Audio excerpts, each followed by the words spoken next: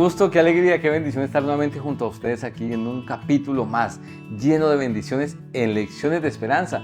Para mí su servidor Gabriel Moreno siempre es un motivo de gratitud a Dios y de alegría estar junto a ustedes abriendo la palabra de Dios y dejando que nuestra Biblia sea enriquecida por la poderosa palabra del que cuando habla hace que lo imposible se vuelva posible. Y estamos hablando del capítulo 10, un capítulo que tiene por título El espiritismo desenmascarado. Un tema bien interesante, un tema que nos rodea por todo lugar muy seguramente, a través de nuestros amigos, de nuestra familia, y que vamos a ver en este estudio lo relevante que es tener claros los conceptos de Dios acerca de la vida, de la muerte y el plan que tiene para nosotros. Y hay un texto, un versículo que se nos invitaba a que lo revisáramos, lo estudiáramos, lo analizáramos, lo interiorizáramos para poder, desde ese versículo, de ese texto bíblico, poder empezar a hacer algunos temas interesantes de la temática que nos estuvo hablando la lección en esta ocasión durante esta semana. Y este versículo comienza diciendo: el mismo Señor, está en 1 Tesalonicenses capítulo 4, versículos 16 y 17. Dice: y el mismo Señor descenderá del cielo, y con voz de mando, con voz de arcángel y con trompeta de Dios, descenderá del cielo. Y luego los muertos en Cristo resucitarán primero.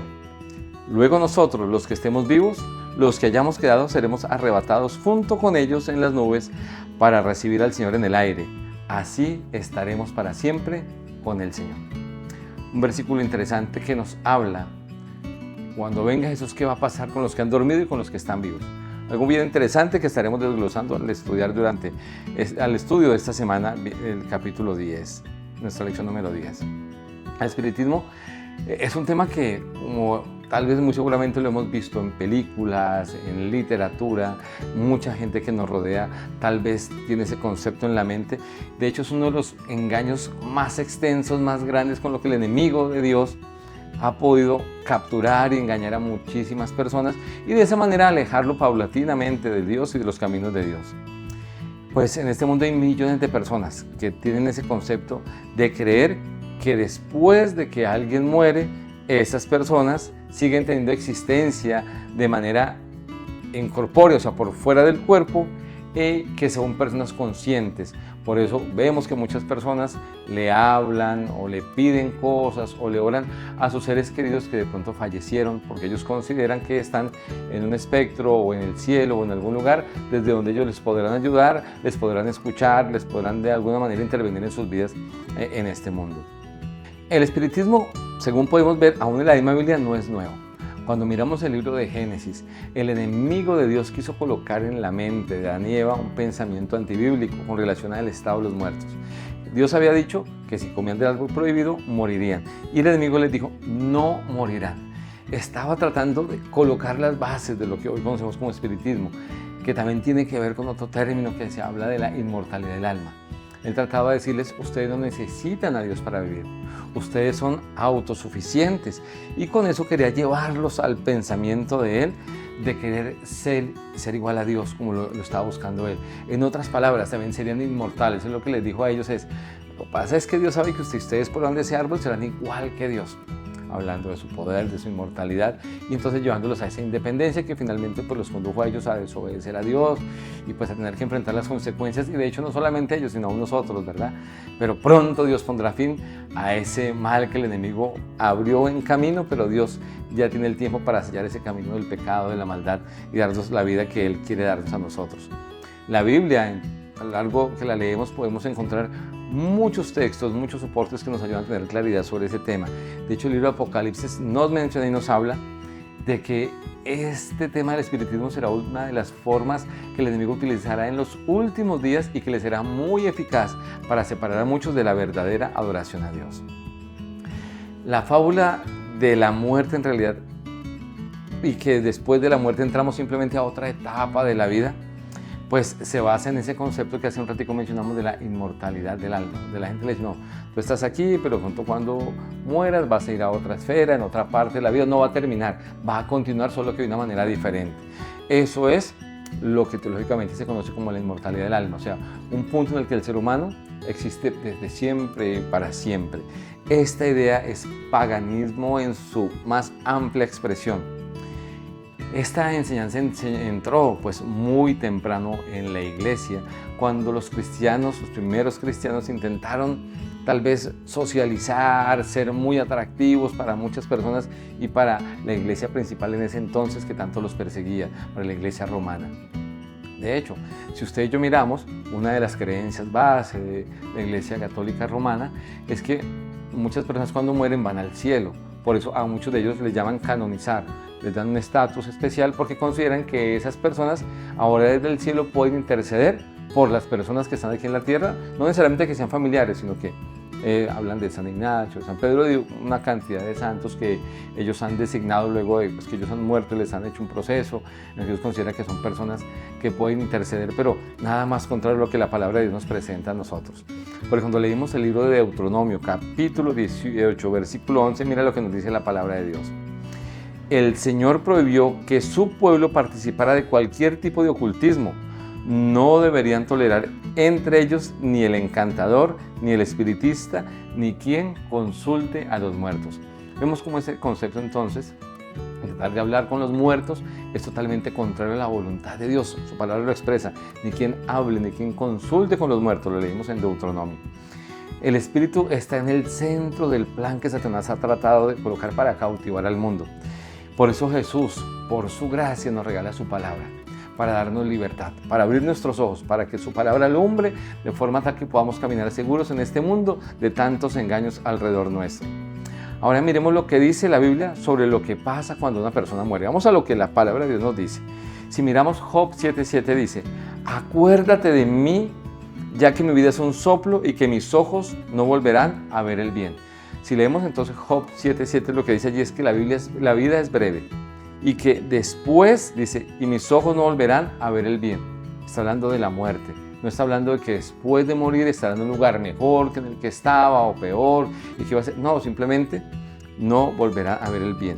Ahora cuando leemos Salmos 6, capítulo 5, allí se nos dice, porque en la muerte no hay memoria de ti, en el Seol, ¿quién te alabará?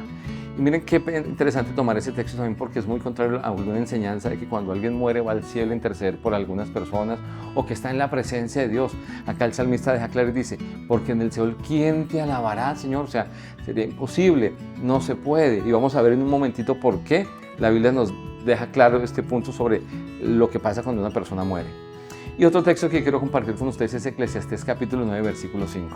Allí se nos dice, porque los que viven saben que han de morir, pero los muertos nada saben, ni tienen más paga, porque su memoria es puesta en el olvido.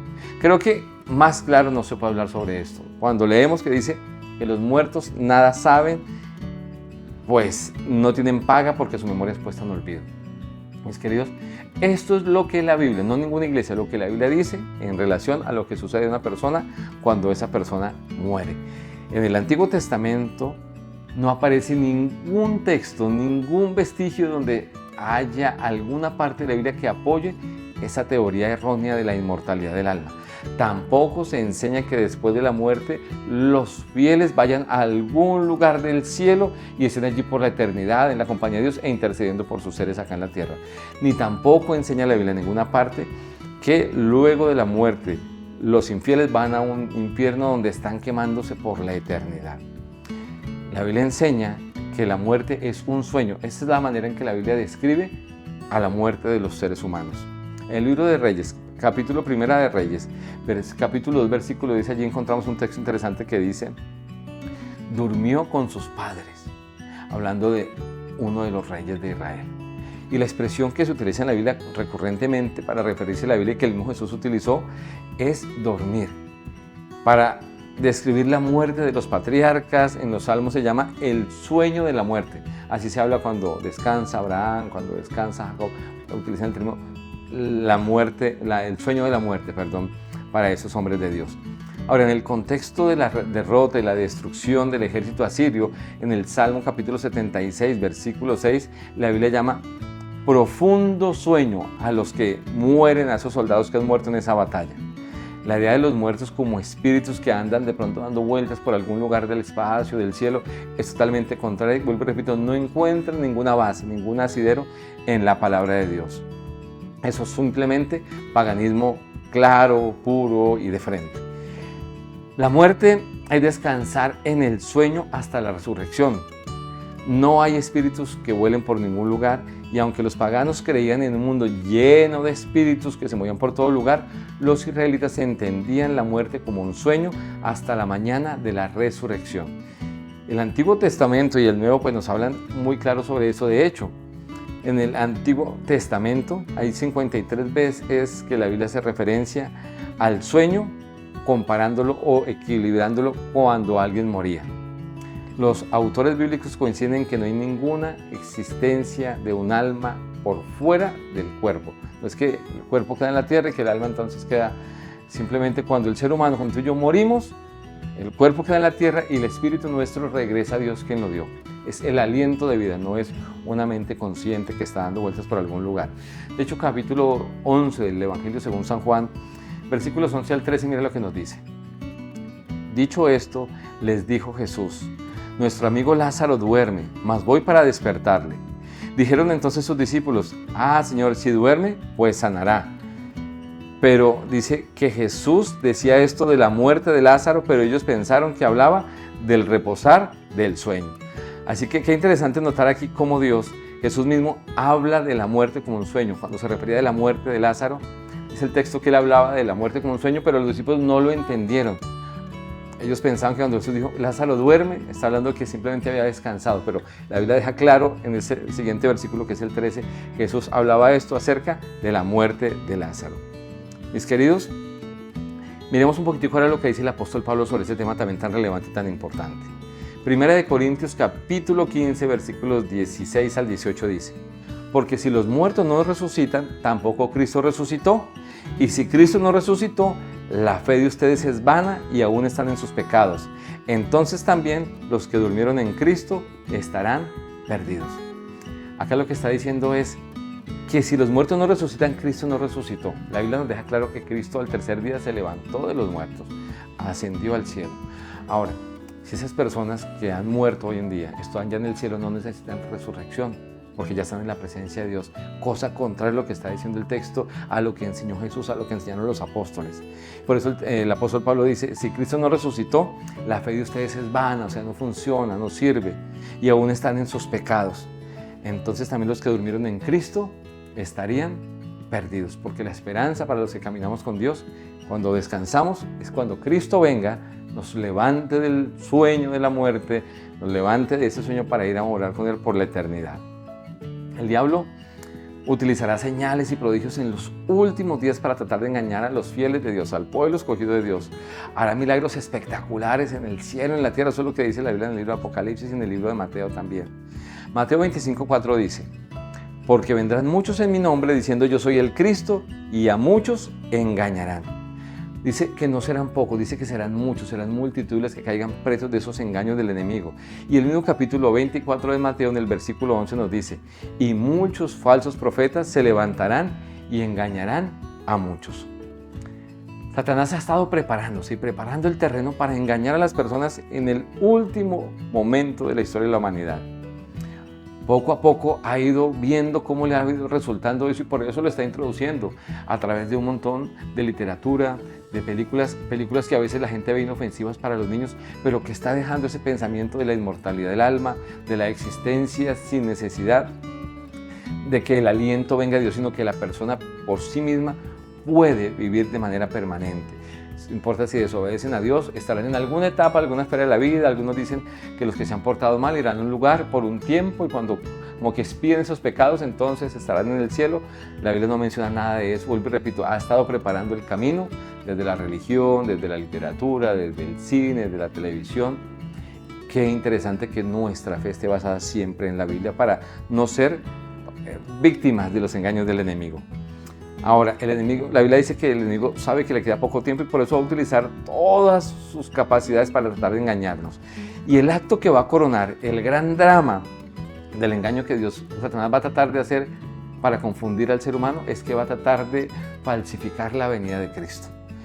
Muchas personas van a creer que ha venido, hará milagros en el cielo, en la tierra, hablará de una manera sorprendentemente muy similar a la que hablaba Cristo, solo que en esa falsificación de la venida, la Biblia nos deja claro algo: es que la venida de Cristo será totalmente visible. Dice que como sale el rayo desde el oriente hasta el occidente, y como le dijeron los ángeles a los discípulos de Jesús en Hechos capítulo 1, que ese mismo Jesús, así como lo verían ellos ir al cielo, así vendría. También la Biblia dice que todo ojo le verá, aun los que le traspasaron. Será visible en todo el mundo, eso no lo podrá falsificar. Por eso Satanás estará diciendo, vino Jesús por acá, estará en esta ciudad, en esta otra ciudad. Por eso es importante que tú y yo conozcamos la palabra de Dios para no ser engañados. Mis apreciados, en la lucha final, Satanás hará todo lo posible para impedir que la gente sea fiel. Todos esos engaños tienen una finalidad, es separarnos de Dios, que nos olvidemos del principio del gobierno de Dios, de su santa ley, de su voluntad para nosotros. Por eso lo importante que es para ti y para mí venir a la Biblia, conocerla, para poder estar seguros en lo que creemos, no dejarnos llevar por lo que es popular, no dejarnos llevar por lo sobrenatural, sino dejar que nuestra fe está basada siempre en un así dice el Señor. Como dice Apocalipsis capítulo 14, versículo 12. Aquí está la paciencia de los santos, los que guardan los mandamientos de Dios y tienen la fe de Jesús. Que esas características se puedan cumplir en tu vida y en la mía. Resumiendo esto, quiero compartir con ustedes algunas cosas interesantes que me llamaron la atención. No hay inmortalidad del alma, no hay ningún sustento ni en el Antiguo ni en el Testamento, ni en el Nuevo Testamento que avalen esa idea errónea. Debemos guardarnos nosotros de dejarnos guiar por algo que sea sobrenatural, que sea llamativo, independientemente de cuántas personas o de quienes lo crean. Nuestra fe debe estar basada en lo que la palabra de Dios nos dice. Y Dios, por medio de su palabra, nos permite tener luz para estar seguros en este mundo y evitar caer en las trampas que el enemigo está colocando para nuestras vidas.